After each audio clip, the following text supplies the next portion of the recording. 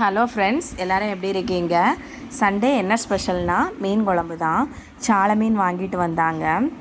வீட்டில் கிழங்கு இருந்ததுனால அவங்க மீன் வாங்கிட்டு வந்தாங்க.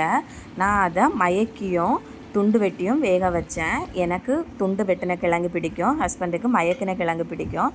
அதனால் 2 சைஸாக பண்ணினேன். என் பொண்ணு 2 டேஸாக அம்மா பாயாசம் காய்ச்சித்தாங்க அப்படின்னு சொல்லிட்டு கேட்டுட்டு இருந்தா. அதனால் அடை பாயாசம் காய்ச்சேன். ரொம்ப டேஸ்ட்டாக இருந்துச்சு. என் பையன் ஆறுறதுக்கு முன்னாடியே அம்மா பாயாசம் அப்படின்னு சொல்லிட்டு வாங்கி ஆசையாக குடித்தான். அவனுக்கும் ரொம்ப பிடிக்கும். அவன் ஸ்வீட் லவ்வரு. என் பொண்ணுக்கு சேனைக்கிழங்கு பிடிக்கும், அதனால் அவளுக்கு சேனைக்கிழங்கு ஃப்ரையும் பண்ணி கொடுத்தேன்.